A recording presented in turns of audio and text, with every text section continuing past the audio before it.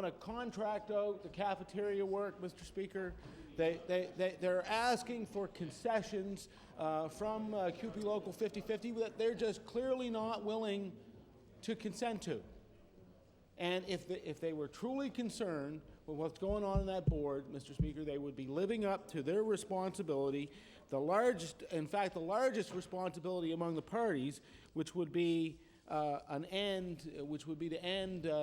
the stalling and to ensure that there is an appropriate contract reached in that dispute. And I'd now like to turn this over to my colleague from Cape Breton Nova.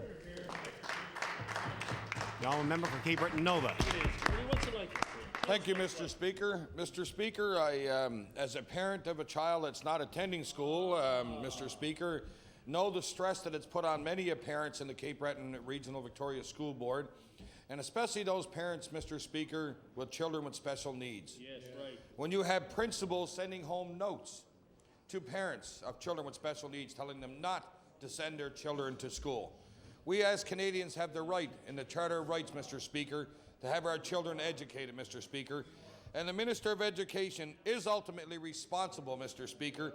Although he may say he's not responsible, he is responsible. He is not outside the board, Mr. Speaker. He pays the board. And that's the problem to start with, Mr. Speaker. This board has been underfunded since day one. It cannot fund a board on enrollment. A board has to be funded on needs of the students that attend that board, Mr. Speaker. Mr. Speaker, in 1992, a teaching assistant in the Cape Breton District School Board made $11.71 in the year an hour, $11.71 an hour in 1992. Here it is, 2005, and they make $13.35.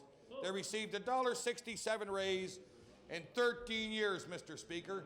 And to hear that minister stand up in this legislature and talk about not responsible for this, Mr. Speaker, after 4 years of wage freeze, after losing an hour off their contract, a teacher's aide would get paid 6.5 hours. Now in this school board, they get paid 5.5 hours, Mr. Speaker. They don't take home $19,000 that was reported in the Cape Breton Post. They take home $15,000, Mr. Speaker, and it's became very dirty, Mr. Speaker, when the board takes out ads and telling people that as if the contract they had accepted at 2.9, that they'd be the same as other school boards. Well, in the Chinook School Board, Mr. Speaker, they got rid of the cafeteria workers. Their jobs are gone. They're no longer there. We are fighting down there for jobs, not to give up cafeteria workers, Mr. Speaker. These are jobs. These are people that live in our community and help educate. You see by the importance, Mr. Speaker, why these schools are closed today. They're closed, Mr. Speaker, because this board has been underfunded for many years.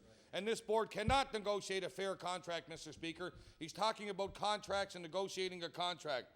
All along, the policy, wage parity, Mr. Speaker, we know, Mr. Speaker, that wage parity is out of the question in this. When a teacher's aide in the Cape Breton Region of Victoria School Board makes $13.35 and a teacher's aide in Halifax makes $27, where is the same job, Mr. Speaker?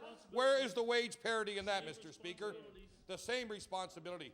The stress and the undue hardship caused by this strike, Mr. Speaker. I've been on the picket line, Mr. Speaker. I've been on the picket line the first day that they walked out, Mr. Speaker, and went to every school in my riding and spoke to everybody on that picket line, Mr. Speaker, and listened to them, and listened to their concerns, Mr. Speaker. Wage parity. Their concerns, Mr. Speaker, is that they know themselves that they do the same job as anybody else. We have wage parity, Mr. Speaker, in hospital care. We have wage parity in long-term care. A teacher in Halifax gets the same pay as a teacher in Cape Breton. Does a worker in the school board in Halifax get the same pay as a worker down in Cape Breton? No, Mr. Speaker. This is unfair. This government said wage parity, health care, long-term care, teachers. Where's the wage parity here, Mr. Speaker? Absolutely nowhere. And as the education minister, ultimately, he is responsible for this, Mr. Speaker. And I sent him a letter 2 weeks ago, actually 2 days after the strike started, asking him to please get involved. Mr. Speakers, it's been 2 weeks and a day as of today, and still he hasn't been involved. Yet he says his partner, the Minister of Labour, has sent a conciliator down, and they went for 16 hours in a Delta on the weekend, Mr. Speaker, and he's saying, well, as far as he's concerned, wage parity was offered. Well, Mr. Speaker, wage parity couldn't have been offered if those members of CUPE 50-50, those good members of CUPE 50-50 that provide the services in our schools in Cape Breton, return down that offer, Mr. Speaker. Mr. Speaker, those people work very hard. They're the ones that clean the washrooms. They're the ones that keep the schools going. They're the ones that shovel the walkways. They're the ones that drive our children to school every day. They're the ones that take our children home every day. They're the ones that are in the ground supervisors that are out there every day looking after our children. And I know, Mr. Speaker, because my child attends that school board system, and I know the work that those people do, Mr. Speaker, and that work is invaluable. Invaluable, Mr. Speaker, and I think that they deserve a decent wage, Mr. Speaker. And right now, Mr. Speaker, right now the CBRM has given notices to the crossing guards. This is how far this is going to go. To the crossing guards, telling them that as of May 22nd, if this keeps going and going, and the way this minister says it's going to go, he's not getting involved, it's just going to keep going. So these crossing guards will be giving layoff notices. So then again, we have other people laid off. And let's not forget about CUPE and the Stride Area Board, Mr. Speaker. What happened to CUPE last week? Did they vote for their? No, they turned down their contract also, Mr. Speaker.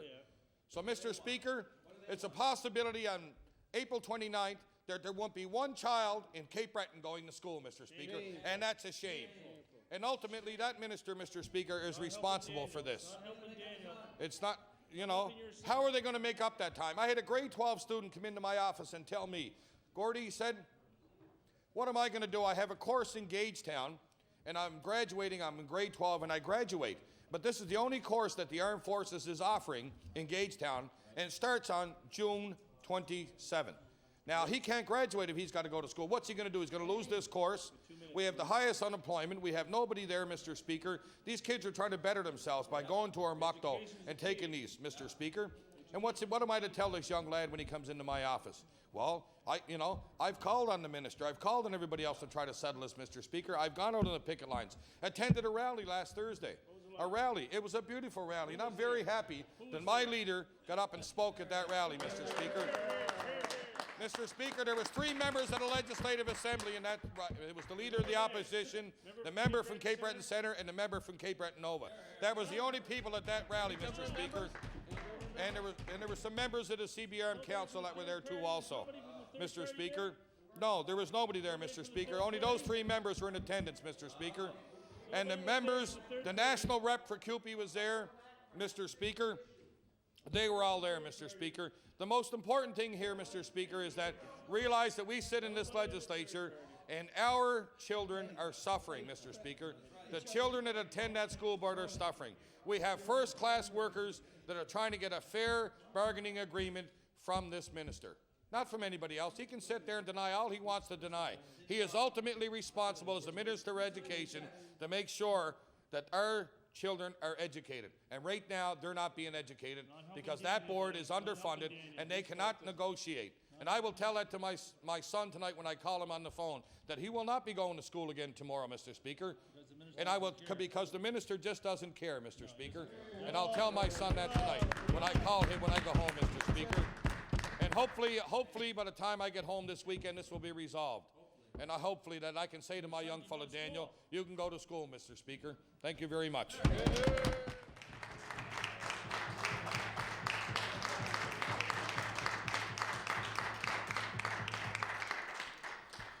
The honourable member for Glace Bay.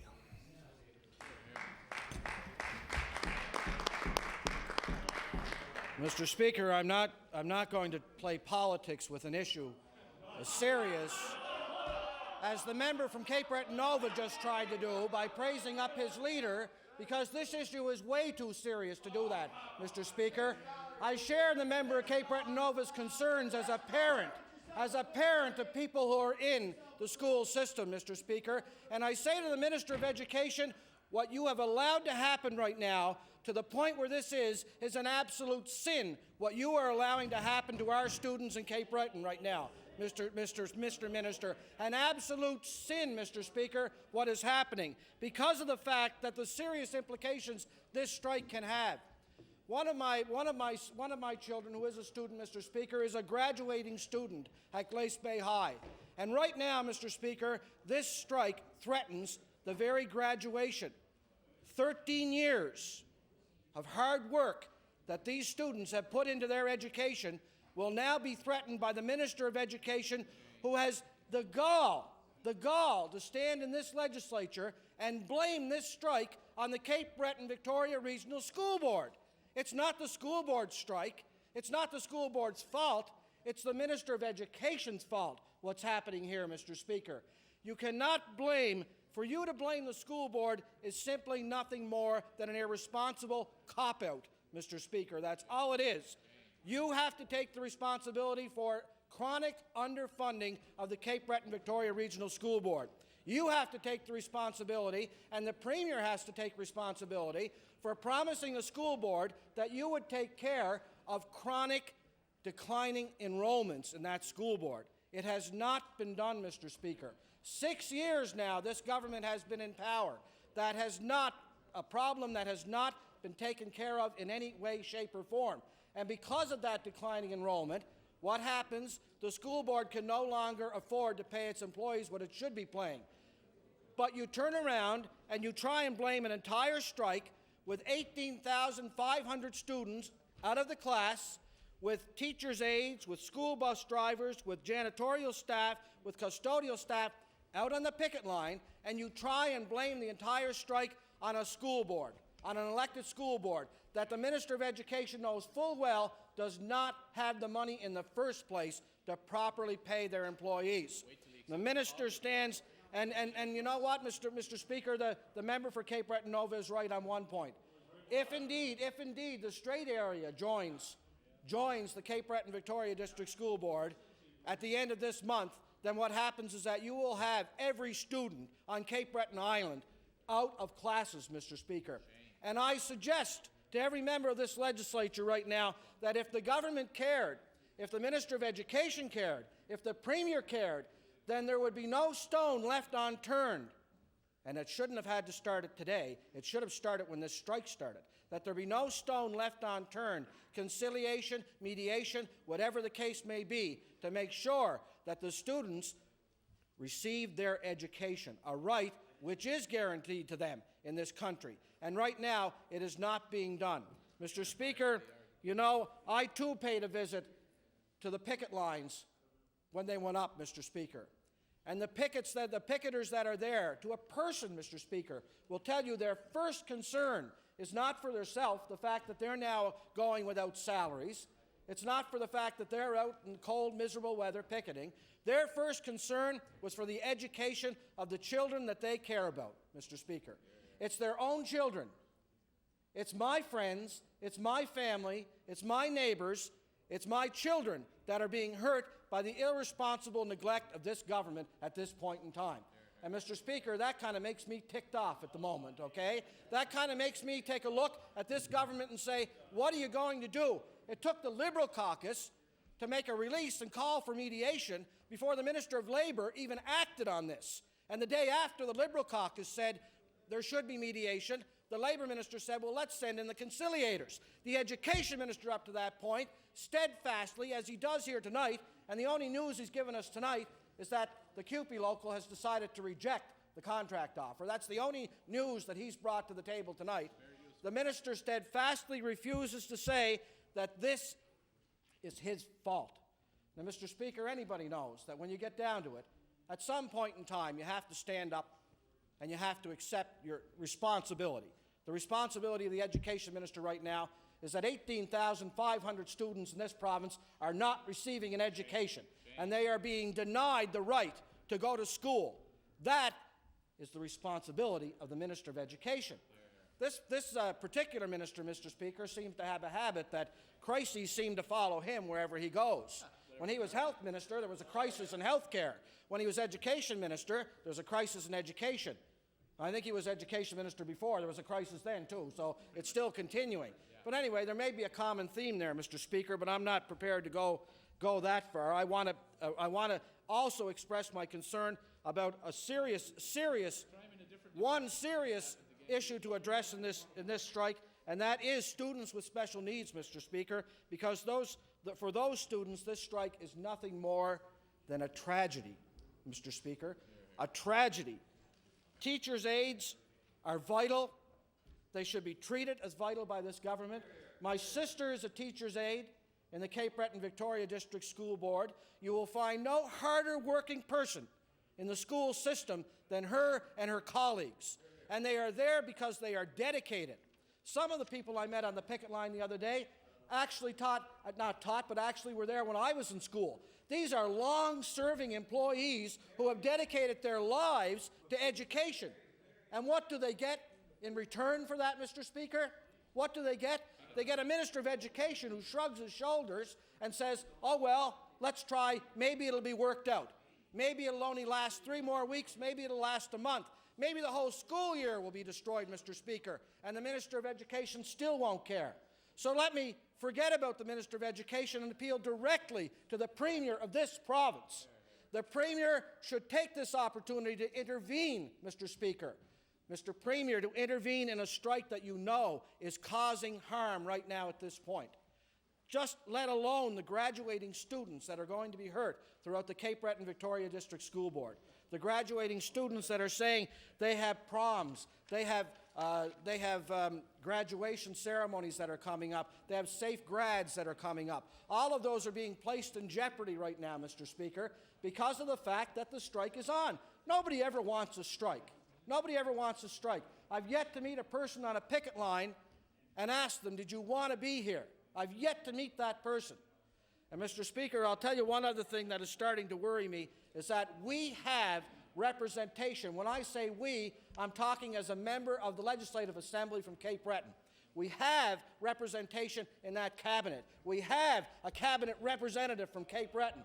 Mr. Speaker, I haven't heard him say a word about this strike. Not one word about how the students in Cape Breton are being affected. I have not heard him utter one single phrase about his concern. I only hope that when he goes to Cabinet, he's telling the Minister of Education, and he's telling the Premier, and he's telling his Cabinet colleagues that this cannot go on. It please cannot go on for any length of time. Mr. Speaker, this as a parent, more importantly than ever being an MLA, as a parent, this cannot continue.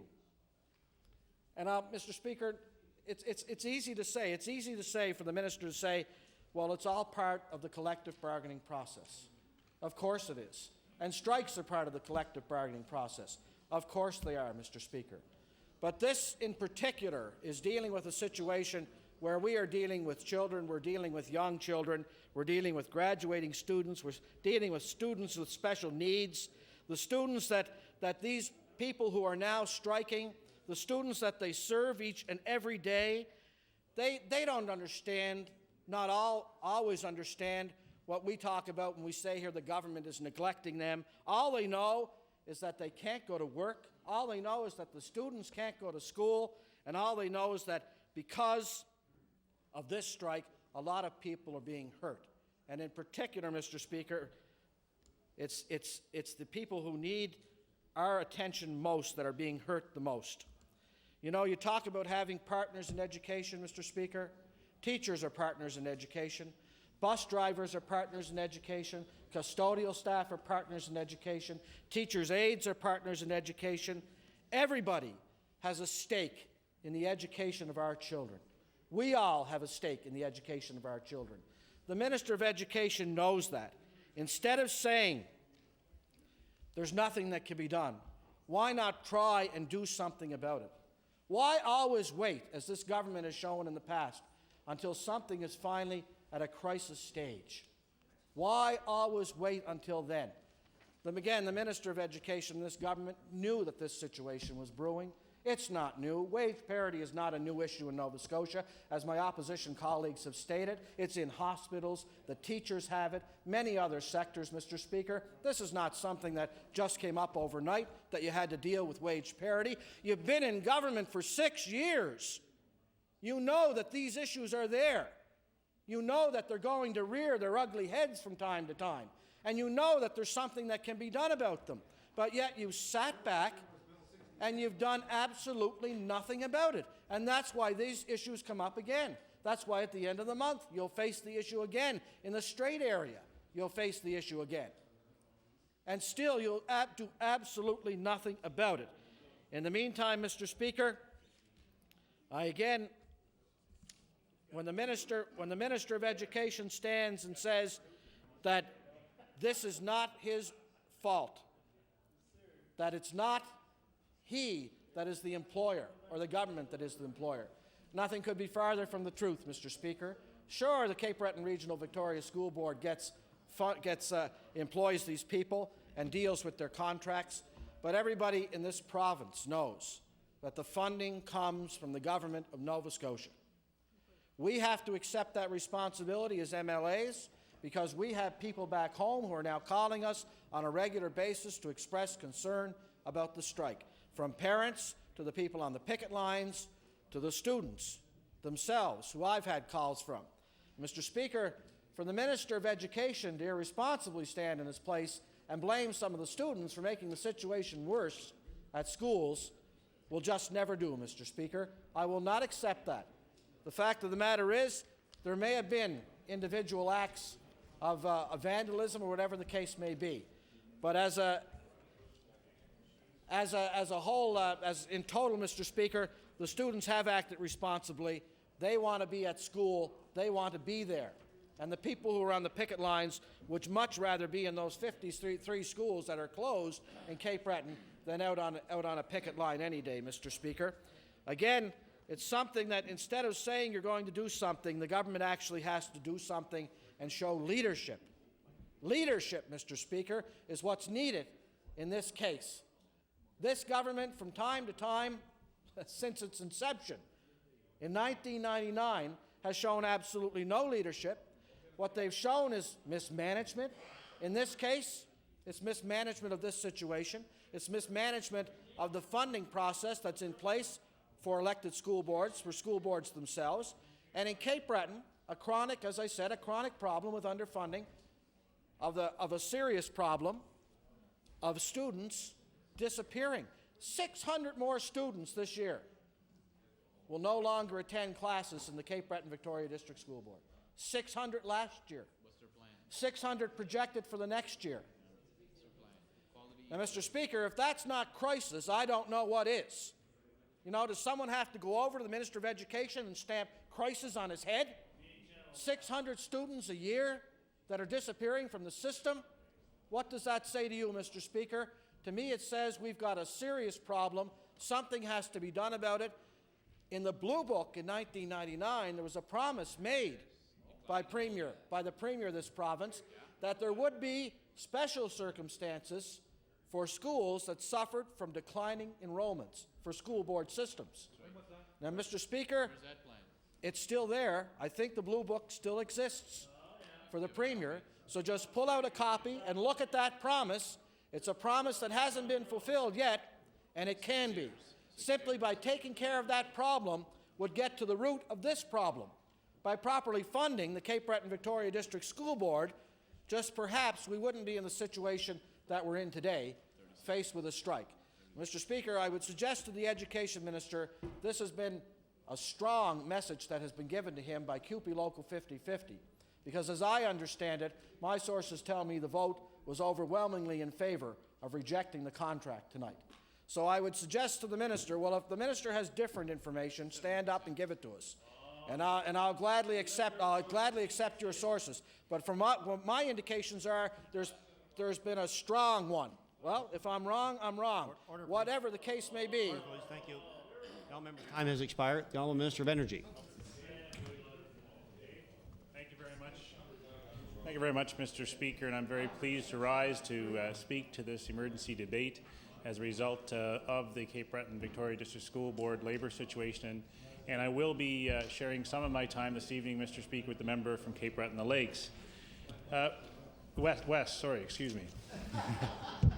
Cape Breton West. Yeah. Yeah, well, we're trying to make minority government work, Mr. Speaker. Trying to make it work. And that's what we are trying to do, Mr. Speaker, is make the process work. And there has been, as the Honourable Minister has said, and I know that all of us, I don't think there's a single member in this House that doesn't care about the well-being of the children and their education, that don't value the contributions of every employee that contribute to their well-being and their education and their ongoing safety. So I don't think it's a debate over people caring about our students and valuing the workers that are in the system, in this case those members that have a labour dispute at this time. As the Minister had indicated, there has been a collective bargaining process. It has been honoured. When that process had hit a stumbling block, the Minister of Labour had brought a conciliator in, and that conciliator and people did negotiate, as you do in a collective bargaining process, and they did their job. And they came forward, Mr. Speaker, with an offer. That offer has gone before the membership. Now, the membership have declined that. Well, Mr. Speaker, there's a couple of things we're all going to need clarity on, is what were the details of that offer. I don't have them at this point. I'll be looking forward to seeing where the movement was, where the issues have been advanced, and I'm sure both sides of that dispute will be putting their perspectives forward, and we should hear about that tomorrow. And we're all seeking clarity. We're all looking to find where the balance is going to be. And a lot of discussions going on about parity, Mr. Speaker, but I too have gone around like other members have. There's one high school, 3 junior high schools, and 6 elementary schools in Cape Breton North, and I too have traveled to each of those picket lines in my constituency, and I talked to those workers. We care about them knowing it, and people have indicated, as the member from Glace Bay has, with regards to am I communicating to my colleagues, and I can say, yes, I am, both at Cabinet and at caucus. I've spoken with the Minister. I've told him what I've heard as concerns from the employees, and what they want is to make sure that there's fairness and there's equity, and there's some issues. They're not financial issues. They're issues that can be negotiated, issues that are about the composition and the character of the Cape Breton Victoria District School Board. Mr. Speaker, I've worked in collaboration across party lines as we have, and we've gone before the school board as concerned MLAs. We've sat there, and I know in the 4 years that I've been elected, I've worked with my colleagues and the ministers of education in this government, and while there have been challenges as brought forward, while there are pressures with regards to declining enrollment, there is also an understanding that we have to try and maintain a budget that is fair. And in the 4 years that I've been elected, the budget for the Cape Breton Victoria District School Board has not been diminished, has not been taken away from. We are all working to find challenges to get that balance, Mr. Speaker. We're all trying to see, we've worked through in the last 2 years, there's been issues of some cost overruns and some adjustments that have been deficits. I've worked with the Minister with regards to a recent one that was $932,000. We're working with the board. The MLAs from the area met with the school board. We sat down, we listened, we understood those pressures, and we came back and we're responding to it. And we're going to continue, Mr. Speaker, not just in the Cape Breton Victoria District School Board, but there are other boards where these pressures of a declining enrollment is a challenge. And we are going to have to try and address those challenges. And it has more than just to deal with the immediate labour dispute, Mr. Speaker. We have to move forward. And I know, Mr. Speaker, as we take a look tomorrow and find out the positions and perspectives brought forward from both sides, I think it's incumbent upon all members of the House, and it's incumbent upon me to call upon the Minister of Labour, Mr. Speaker, to call upon the Minister of Labour to take stock of what's gone on, to look at the issues here and determine what are the next steps. No one wants this strike to drag on. No one wants children to be denied access to a school. Nobody wants to see workers standing on a picket line rather than being back at work. And we have to work that process through. We're committed to working that process through. But there is a process that we're all called upon to respect. And it's sometimes not easy, and that process can be difficult when the outcomes are not immediately achieved, Mr. Speaker. But it is not about a process that people involved with it don't care. Mr. Speaker, we do care. We care enough that we respect others saying you respect the collective bargaining process. But now, Mr. Speaker, we've seen, after a second go-around, there hasn't been acceptance of the negotiation, the settlement offer that's come forward. We have to look at the level of that. We have to look at where the sticking points have been and what the major outstanding issues are. We have to look at how we can move it forward, and that's something the Minister of Labour, that I, as a member of the government caucus, will be calling upon my colleague to review that and what his portfolio and his responsibilities are to look at the labour dispute and to evaluate what are the next steps that would be involved, no different than the Minister of Education in terms of the process that he's been involved with. So we've been working, Mr. Speaker, and I can tell you, being an MLA, it doesn't matter what politics you are, nobody wants to drive around and walk around their own constituency and see their own citizens in a labour dispute and on a picket line. But there has been a process, and as was indicated, that other boards, through CUPE, have been able to find a settlement and come to some agreement. And we know that there's another board where there is a strike looming and coming forward, I think the 25th, if I'm not mistaken on the date. But the reality for us, Mr. Speaker, is there is a strike right now. There is a labor dispute, and we're all very concerned about its impact on our children and on those workers and their families, the stresses that causes. This is causing people worry. This does stress budgets. This is something that everyone wants to see resolved. And I would say, Mr. Speaker, that I will work in concert with all my colleagues, and I will call upon my honourable colleague, the Minister of Labour, to take a look tomorrow and to see where we go with next steps. And we want to do the responsible thing. We want to do the right thing. And most importantly, we want to make sure we're providing the best education possible, and we cannot do it if we don't have people talking. We do recognize people have got to get back to that table.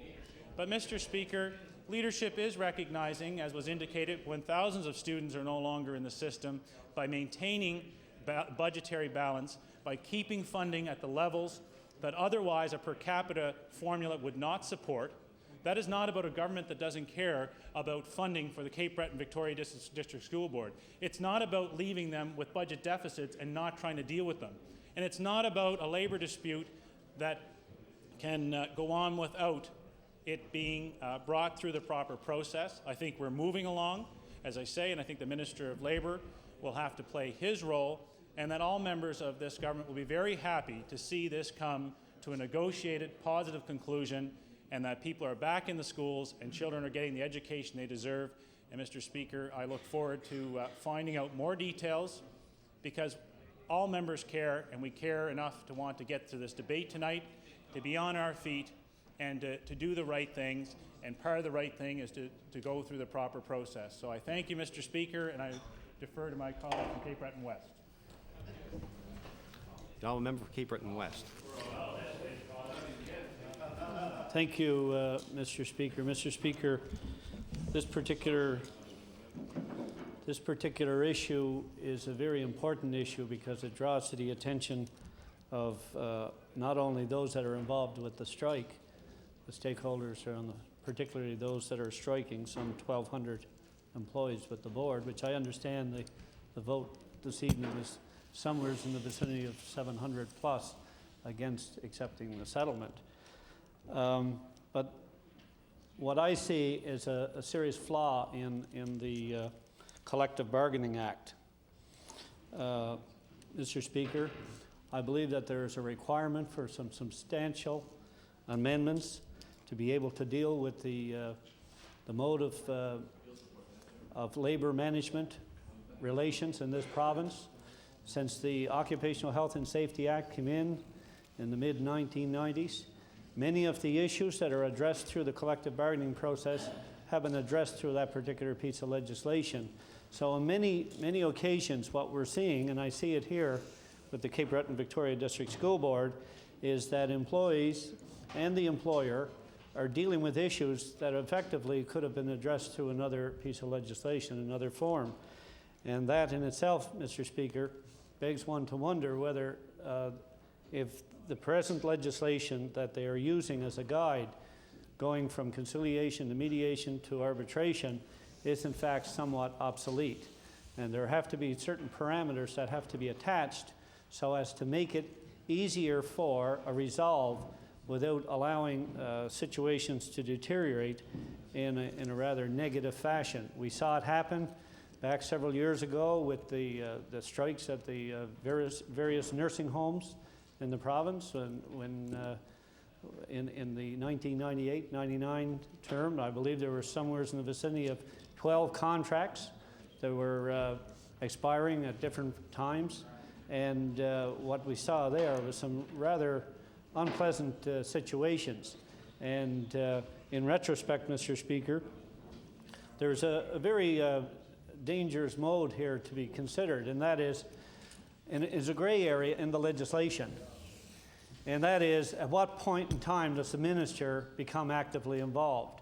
Because if you're respecting the rights and the privileges of employees and the employers in the collective bargaining process, if a minister jumps into the situation too quick, then he or she is accused of interfering with the collective bargaining process. If he or she waits too long to accept what many would argue as ministerial responsibilities, then of course it's a very unpleasant, and in some cases a very unsavory situation. So, Mr. Speaker, I would respectfully submit. I know I have some 9 schools in my constituency. I see many of the employees that are suffering because of not being able to take a paycheck home every week. I see the effects on children not being able to attend school. Parents are not paying taxes to have their children take correspondence courses.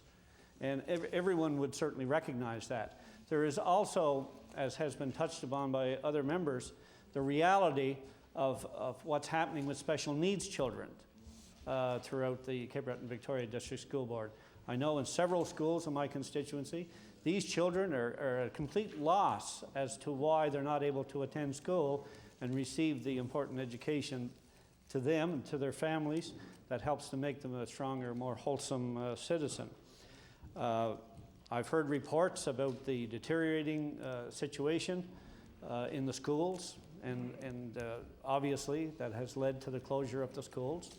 We know that the Department of Health and Department of Labor, the Fire Marshal's Office, everyone has to become involved, and I think it's incumbent on each and every one of us to impress upon the respective ministers that are involved in this process as to what's happening in the Cape Breton Victoria District School Board.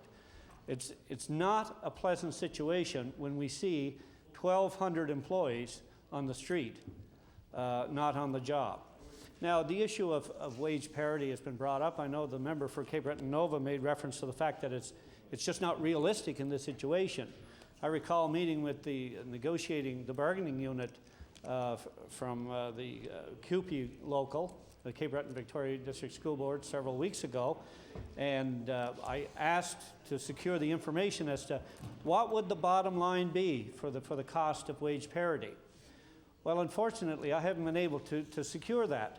And, you know, maybe that's the real issue. Going from $13 an hour to $26 an hour is not realistic in this situation.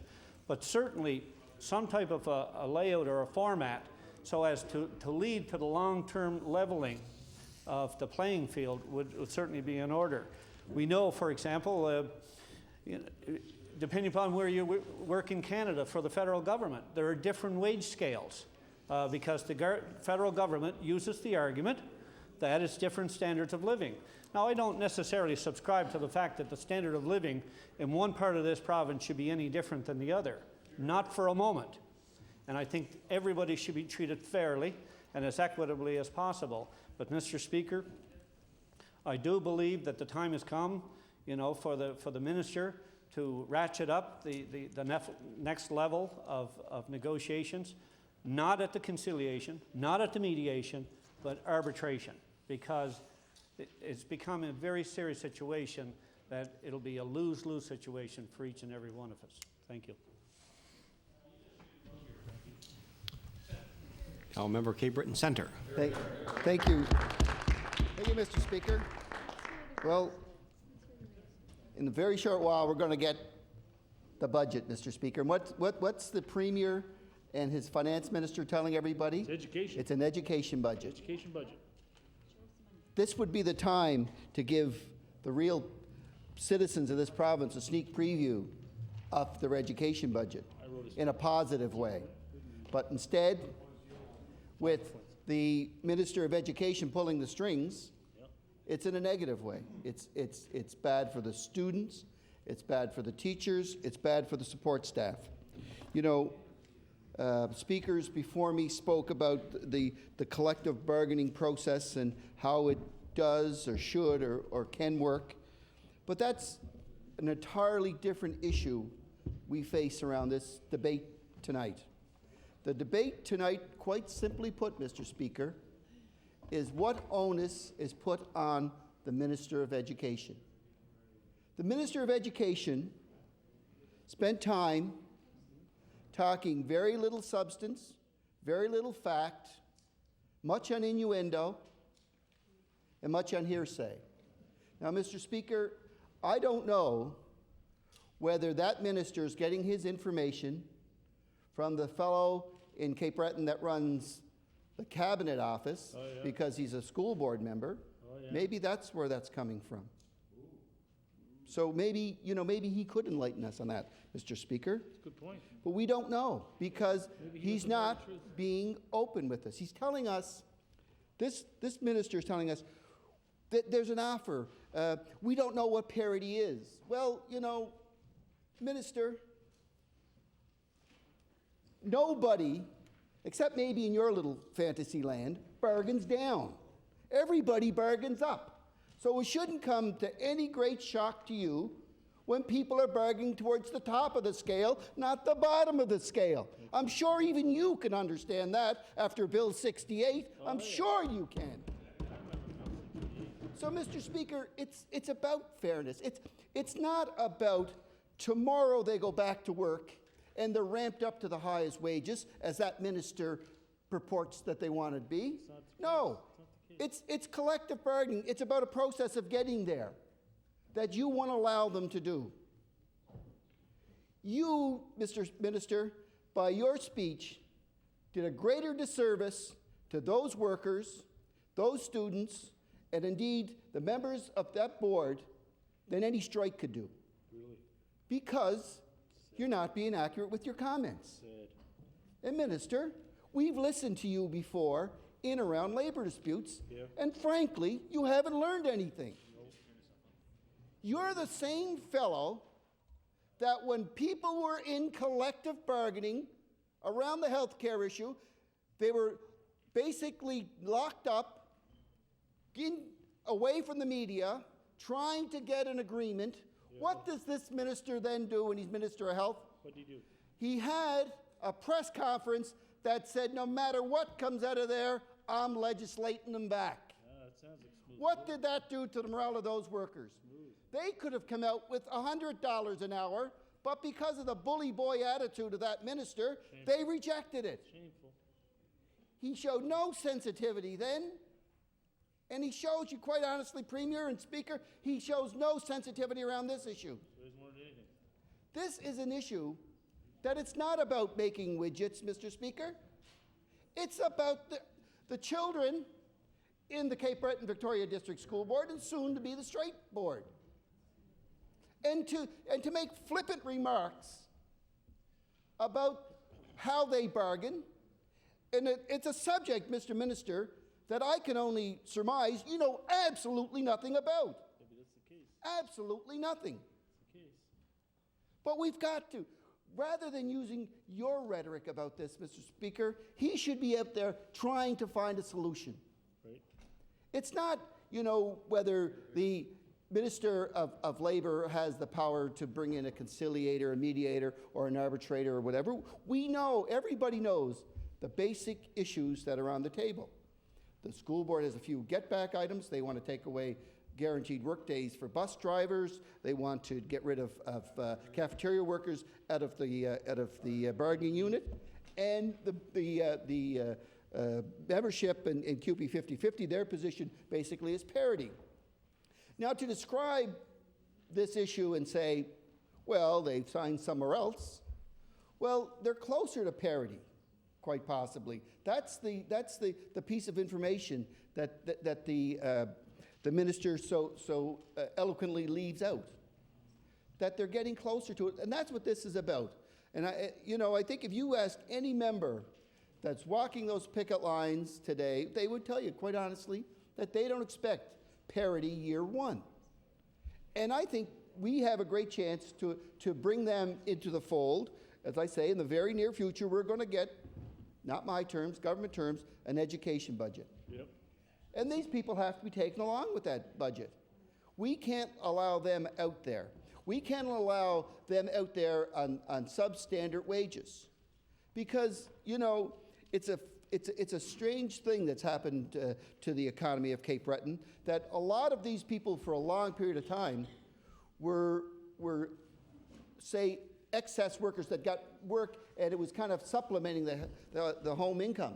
Not now. But because of the dire financial straits, the dire economic situation we find in Cape Breton, many of these people are the breadwinners the sole providers. Maybe some of them are supplementing a small pension from workers from the Cape Breton Development Corporation, the Sydney Steel Corporation. That's the sin in this, is that these people are being asked to raise a family and to participate in the economy of their community on substandard wages. Now, you know, there's a very interesting term that you know, started floating around collective bargaining in the 70s and the 80s, was equal pay for work of equal value. It's not a foreign concept. It is a concept that I disagree with the member from Cape Breton West on this. It's a concept that's been enshrined in most collective agreements on the federal side because of human rights tribunals have enforced that. So these are notions. And that's where we should be coming from. This idea of the minister should get directly involved is not something from these benches or from the benches of the third party. No, if we want to look, it was said basically by both parties, by the chief education officer for that board, who said that's where the buck is. It's at the minister's office, and that's what the union says. So it's there, Speaker. So this is an issue that instead of being flippant about, that this minister should get involved with funding. You know, at point what's allotted to him, the Minister of Environment and Labour reacted the only way he really could at this point in this juncture. But the fact of the matter is that no matter what that minister does, whether he takes any even extreme measures, that it's not going to find the resolve. Whether, you know, if this, as my leader said earlier, if this was a majority house, we may be looking at back to work legislation as we did in Bill 68. Yep. The fact of the matter is that, you know, we know what the issues are here. They're very real, they're very tangible, and it's how to get to yes. And that's the problem here, that the government is finding it hard to get to yes. And it's the most positive way to do collective bargaining, but yet they refuse. You know, to merely stand in his place and say, well, other people accept it less, is not really facing the situation. It's turning a blind eye to what's going to happen very soon in the Strait area, and what's going on in Cape Breton. And, you know, it's a drop-off point for other collective bargaining issues. But, so, you know, this is a real problem with your tactics, Minister, that it's going nowhere to resolve it, but going a long way to exacerbate it. So what we want you to do is to get involved. You know, don't send your deputy, because, I mean, when you send your deputy down there, there's no good comes out of that ill wind. He's done absolutely nothing for that board. He is, you know... Gas can lid match. Yes, I'm getting some help from some of my colleagues here, and I'm sure they will have another go. But still, that's not the messenger to send, Minister. And indeed, I think this would be an occasion that you could and should rise to and show the real leadership that you are capable of dealing with this issue, of getting these people back.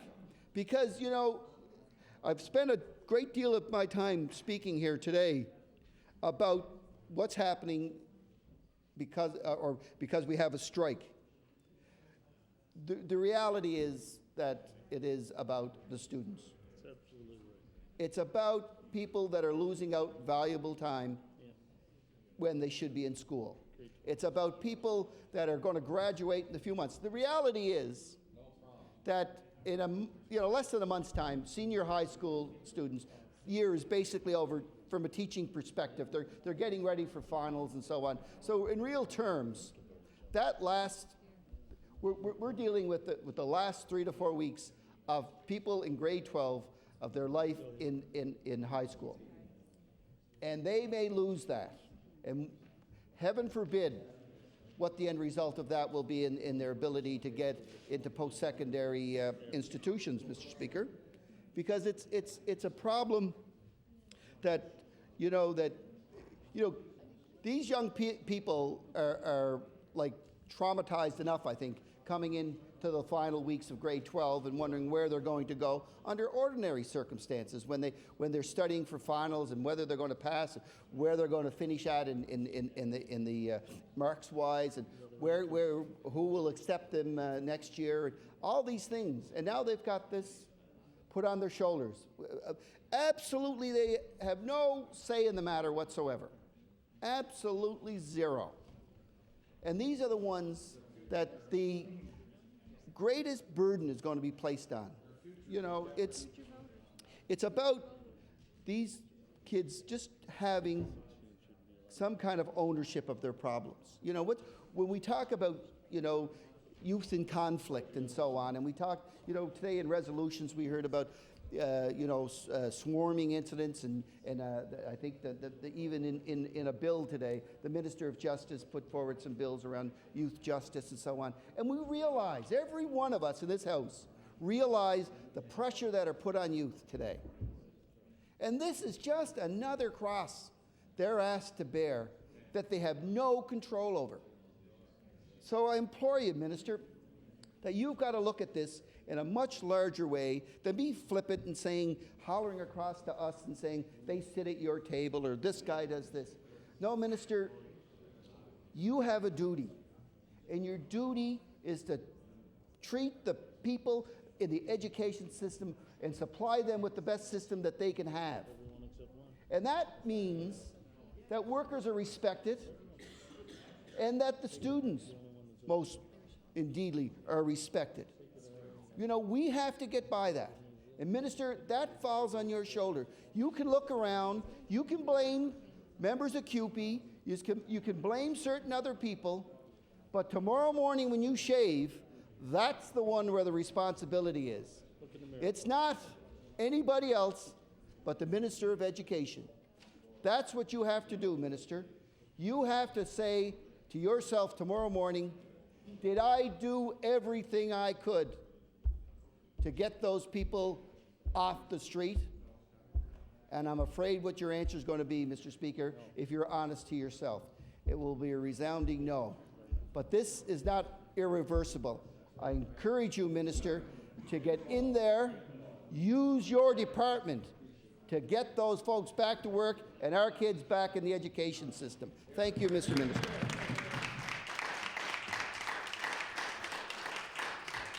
The honourable member for Victoria the Lakes. Thank you, Mr. Speaker.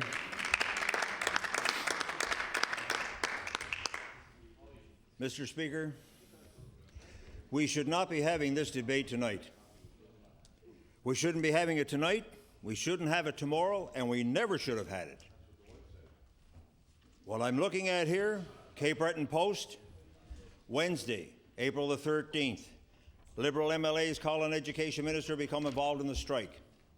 Board closes 8 schools unfit for occupancy. That's way back on the 13th. We're now at the 18th, 5 days later.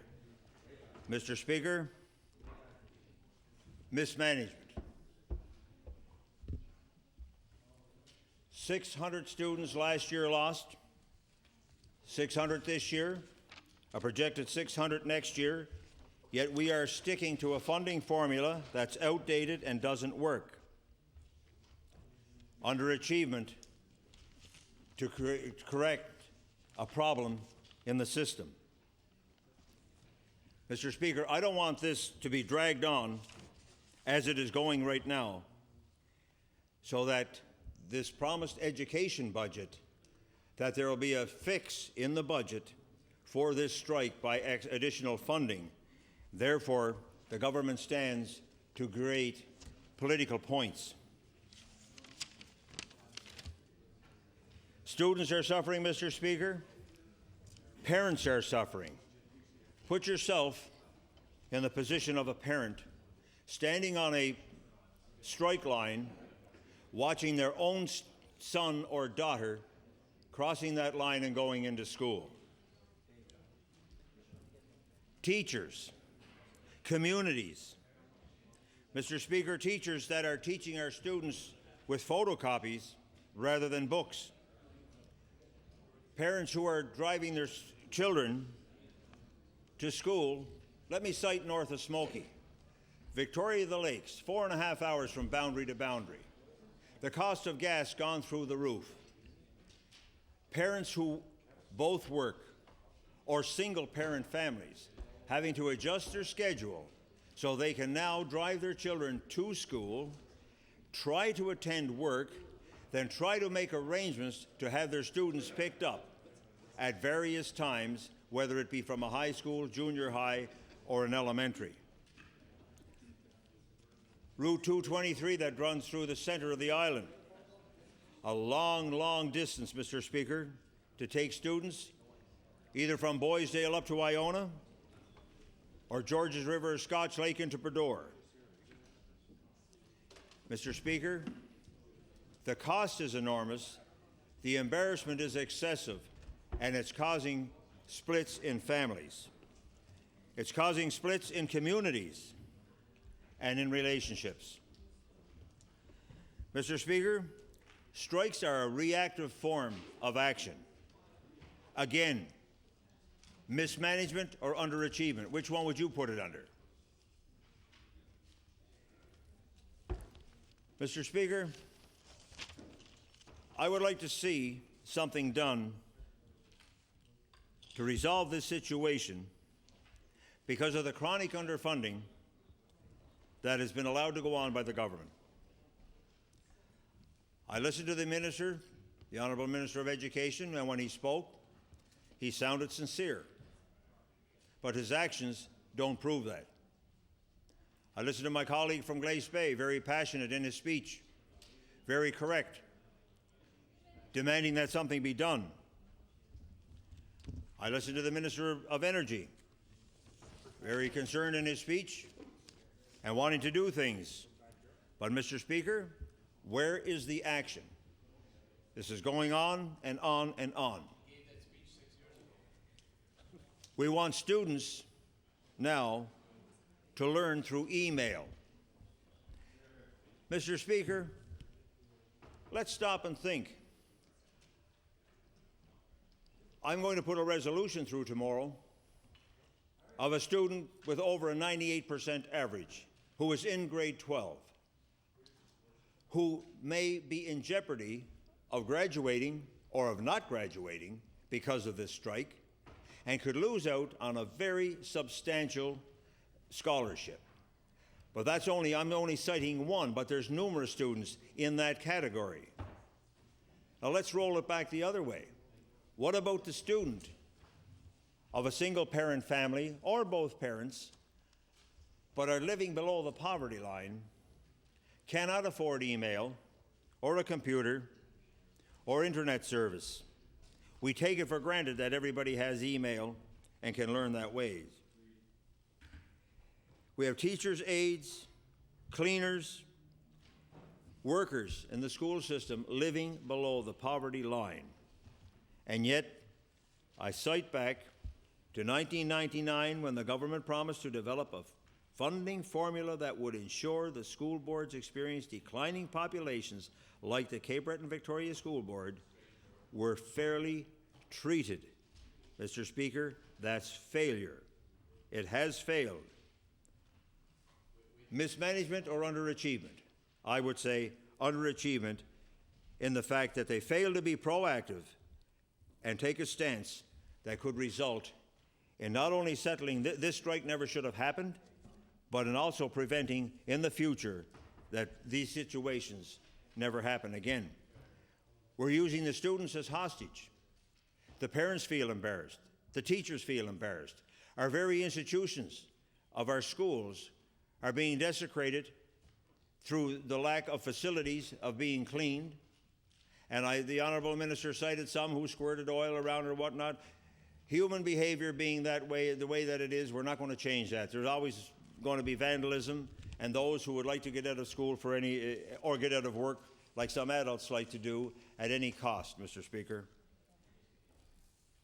What I'm going to suggest as a solution When I criticize, I like to offer a solution, not necessarily the proper one, but maybe it'll get people thinking.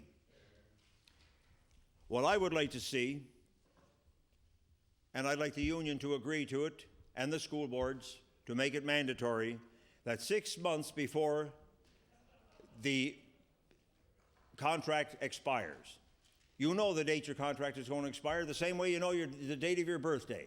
So the contract is going to expire, say, for example, the end of March. That they start 6 months before the expiration date of that contract, and they must negotiate for 4 months. Give them a 4-month time frame to negotiate. Hopefully they could work out a solution. And if they couldn't after that time, then you bring in an arbitrator, and the arbitrator has 2 months to settle it up, maybe through mutual agreement through the arbitrator. And if not, then the arbitrator makes the final decision in the final month. But when one contract finishes on the 31st of March, April the 1st, you go into your brand new contract. And because as far as I'm concerned, education is as close as police work to a necessary, it's mandatory, Mr. Speaker. It's something that should not be allowed to let go the way it has been. Is it a necessary service? Absolutely. Is it a mandatory service? Yes, and it's a mandatory right for every child to have an education. But to be taken, and through no fault of their own, to be put in a situation that jeopardizes their year. And you heard it mentioned here tonight, 13 years in school, and now being threatened with the possibility of not being able to graduate. And I'll remind you to keep in mind tomorrow, the one student that I will single out in a resolution is now the recipient of a scholarship of $140,000. You imagine jeopardizing that, how hard that student has worked to gain such a high reputation, and the threat of the possibility that those marks could go down because of that, and that way there may possibly lose it. Mr. Speaker, I would call on the minister to do the right thing, stop the mismanagement, stop the underachievement, become proactive, do the right thing. He sounded serious, and I believe he can be serious with our requests for him to do the right thing and to end this strike. From what I was told today, there was no more money offered. It was just a matter, Gerald, they said, they moved a few figures around, but they didn't have any more money to offer. So let's do the right thing. As MLAs, we make the same wage. We're on parity. Let's give these people the same treatment as we have, and give them the wages that they require. Thank you, Mr. Speaker. Recognize the honourable member for Cape Breton South. Thank you very much, Mr. Speaker. Mr. Speaker, we certainly were not pleased to have to bring this matter here this evening for debate, but we felt it was absolutely necessary to do so because of the situation that's presently taking place in the Cape Breton Victoria Board. And at the outset, Mr. Speaker, I would, for the Education Minister, I would give him the figures today in case he's getting some mixed signals on what happened down there today. It was 681 rejected the offer, 372 voted for it, and there were 1,053 total votes. So it was 2-1 against the contract, Mr. Minister. And the note that I also got from the people that were in charge of the vote down there on the union side is what they were saying is they simply want a mechanism to get to wage parity down the road. They don't want wage parity right now. They're realistic enough to know that they can't achieve that, but they want to work towards it over time. And I guess the negotiators and the board today felt they didn't have the resources to even go that far.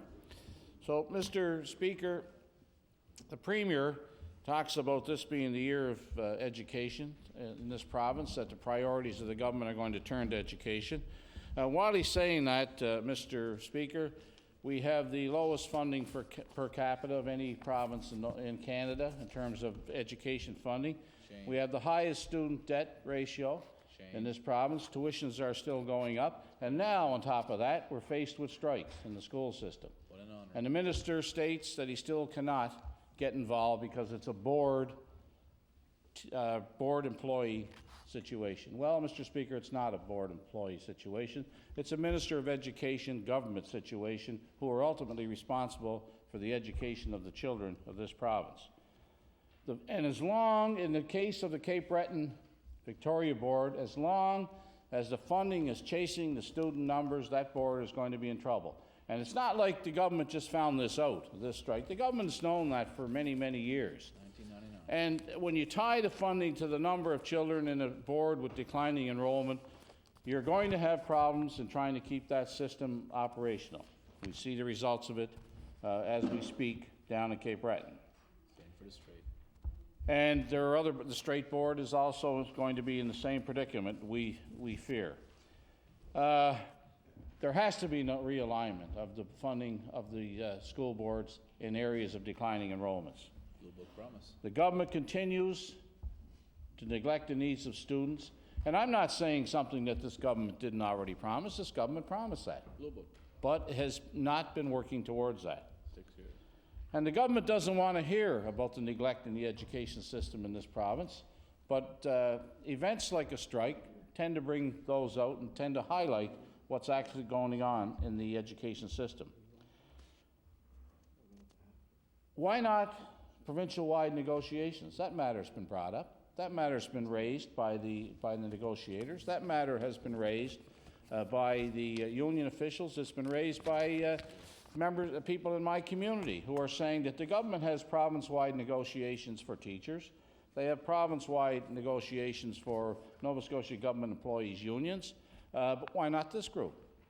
What is the reason why the government will not even look at province-wide negotiations?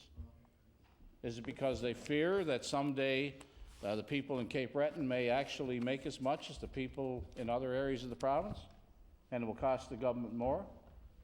Well, you know, equal pay for equal work. Why should somebody in one part of the province make less for the same job as a person in another part of the province? Mr. Speaker, the whole student body are suffering because of government inaction here. And what is worse, the most vulnerable are suffering, those children who have special needs. And I've had a couple of calls from parents who've had children with special needs that are totally being neglected because of this current impasse. It's not a good situation. Teachers' aides, for example, Mr. Speaker, are vital, and they should be treated as vital employees by this government. The students that they serve each and every school day don't understand government neglect. That's not part of what they do every day. What they do every day is the best job they can for the students in the school system. And it's a shame that these students are being used as pawns in this game between government, school board. And on the one hand, the Minister of Education states that he's not responsible for virtually anything that goes on with the boards. He's actually standing here in his place and saying that the boards are autonomous, really. It's an employee-employer relationship. Well, the employer, Mr. Speaker, is the Minister of Education. The Minister of Education, by the Act, is responsible for the education of children in this province. So he can't stand in his place in this House and say that he's not responsible. He can't stand in his place in this House and say that it's somebody else's problem. Not with any credibility, anyway. It's his problem. It's a problem that this government said they were going to fix 6 years ago. Yep. It was in the Blue Book they were going to fix it. Was? They were going to solve the problems of declining enrollment in various boards, including the Cape Breton Victoria Board. Straight regional, same thing. But this government, Mr. Speaker, always waits for a crisis to act. And you know what? They're going to do something down the road. I know that because they're going to be forced into doing something. But why wait to be forced into doing something? Why don't you, Mr. Minister of Education, take the leadership role now? You and the Minister of Labor and the Cabinet Minister for the Cape Breton area can sit down and collectively come up with a solution to this problem. I met in Sydney with the school board, along with the Minister of Energy, MLA for Cape Breton North, and my colleagues in our caucus, and the NDP members from Cape Breton Centre and Cape Breton Nova met with the board, and we had a discussion about the one single problem that is highlighted and has been highlighted every single meeting that I've had with that board, is the underfunding of the board because of declining enrollments. And the minister knows that's a problem, the Minister of Energy. Our caucus members know that's a problem. The NDP caucus members from Cape Breton know that that's a problem. So why, Mr. Speaker, doesn't the government do something about it? They said they were going to do something about it. The Premier says that he's going to highlight education this year as a priority for his government. Well, what a wonderful way to start, by standing in his place in this House and saying he's going to correct the inequities in the funding of boards with declining enrollments. The Cape Breton Victoria School Board lost 600 plus students last year. And that continues each and every year, Mr. Speaker. And as long as the funding is tied to the numbers in the school system, there's going to be a problem. Now, Mr. Speaker, somebody mentioned earlier about the Cabinet Office in Sydney. The current custodian of that Cabinet Office is a person by the name of Keith Bain, who was a candidate for the Tories in the last election down there. How'd he do? But he didn't do too well. But after the election was over, suddenly there was an opening in the Cabinet Office because the previous custodian, who was also a defeated candidate, ended up working for Sydney Steel. No one's quite sure what he's doing over there, but he's over there. And that'll be a story for another day. But anyway, the current custodian down there, you can't find him in the Cabinet Office. He's never in the Cabinet Office because he's the vice chair of the school board, which I think is a conflict of interest to begin with, Mr. Speaker. He's the vice chair, he's an elected member of the school board, and he sits as a government representative paid for by the taxpayers in the Cabinet Office in Sydney, which is never open because he's never there.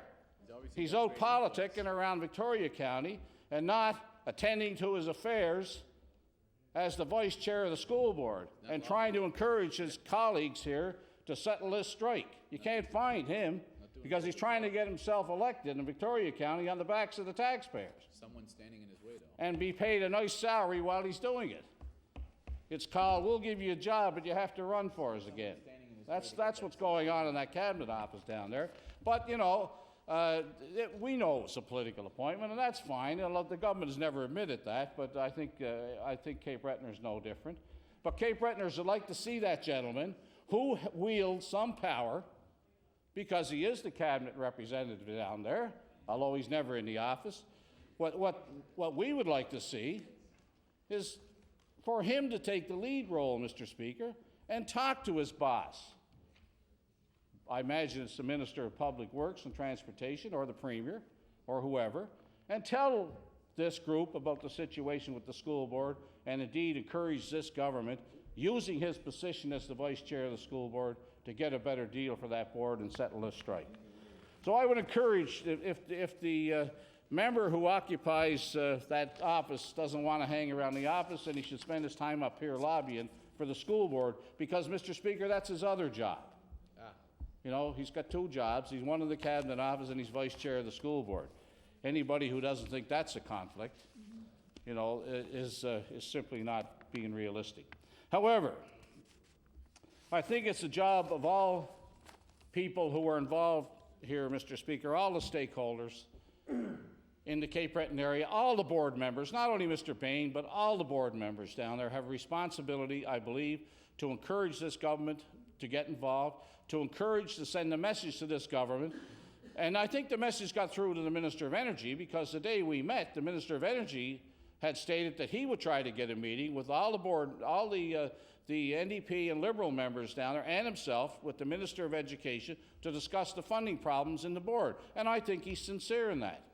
Problem is, it hasn't happened yet, and now we have a strike on our hands.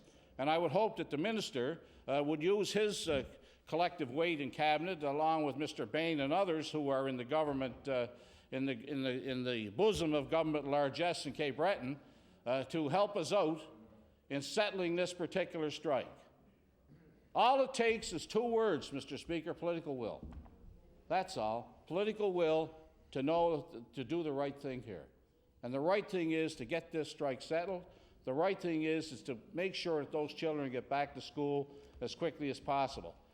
Anybody in elected office in Nova Scotia who would sit back and say, it's not my problem that the children are out of school, shame on them, Mr. Speaker. Shame on them, because those children should not be out of that classroom. Those children should be back in school. And the Minister of Education knows that. The Premier knows it. The Minister of Energy knows it. Keith Bain knows it. And the people in the Department of Education know it. So it can be worked out, Mr. Speaker, if the political will is there to do it.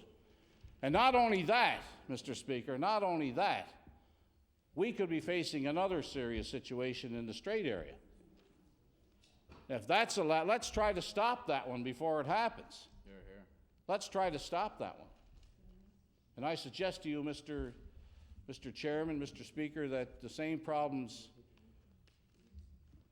are evident in the Strait Board as they are in the Sydney Victoria, Cape Breton Victoria Board, and that's underfunding because of student decline. And the minister has to address that. Until that matter is addressed, I would hope in the budget that the Premier lives up to his promise to truly make this the year of education in Nova Scotia, with a better deal for student loans, with a better deal for tuitions, with a better deal for the school system in Nova Scotia in its entirety, both the public school system and the university system, and yes, Mr. Speaker, a better deal for school boards with declining enrollments. Thank you very much.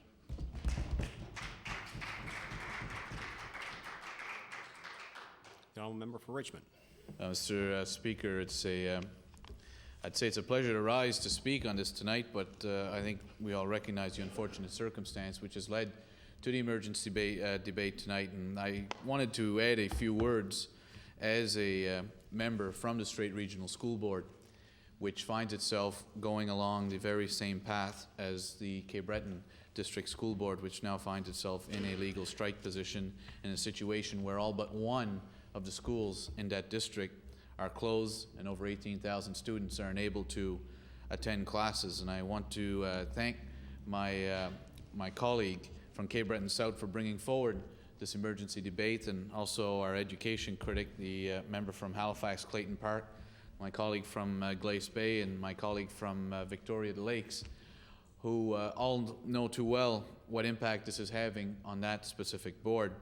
Now, Speaker, I'm hoping that by speaking tonight and the arguments that have been put forward by all members who have spoken will encourage the government, the minister, the premier to put an end to this strike.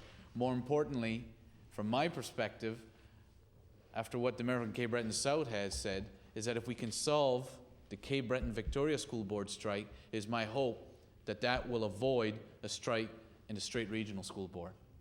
Now, Mr. Speaker, I want to tell you, Strait Regional School Board is not only first facing this issue of a possible strike action, but this is the same government that a few weeks ago hit them, and hit them hard, with the release of the Hogg Report. The Hogg Report, which has suggested a new funding formula for school boards, will have a devastating impact on the Strait Regional School Board. The superintendent has suggested that the proposed cuts under this report would be the reduction of approximately 75 teachers out of the classroom from an area, again, the Strait Regional School Board, the largest geographic area, and on the flip side, the smallest student population. Busing is one of their top line items. And yet the message was, when I met with the school board, when the Minister of Health, the member from Antigonish, both him and I, all members were invited, but him and I were able to attend, the message was clear. They cannot close any more schools and make it reasonable for children to be on buses to go to other schools. There are certain schools, especially in Guysborough County, for example, that to close those schools would mean a 2-hour bus ride, one way, for children. You just can't do it. They just can't cut any more. They have cut to the bone. I can tell you that the Strait Regional School Board has probably been one of the most responsible boards in this province. at reducing the amount of schools, at realigning our school system, and it hasn't been an easy process. I can tell you. I've seen what going through that was like in the 1999 election when we closed 2 high schools and merged to 1. I've never seen in my 7 years now of an elected office such a divisive issue as that was. And we went through that in community by community by community by community in the straight board. And the community had to accept the reality that the student population was declining, yet costs were going up, and it was a matter of making these changes. So we have gone through the difficult period. And now to be told from the Hogg report, well, here's your reward, we're going to cut your funding, at a time when the board is telling government, why won't you live up to your commitment? 1999, and this is what's most frustrating, and I know it must be frustrating for the Premier because he knows what we're saying, and it's true. The Blue Book in 1999 made a commitment to address funding shortfalls for boards with chronic decline in student enrollments. The straight board leads that chronic decline. I know the numbers that have been given by my colleague for Cape Breton and Victoria are alarming. 600 based on their student population is high. Now, without having the exact numbers in the straight board, I can tell you percentage-wise, we're higher. Not something we're proud of, it's a reality. And the question is, it's not an issue of, in this emergency debate, of saying, Mr. Premier, we've got a problem, and we need to bring it to your attention urgently for you to take action.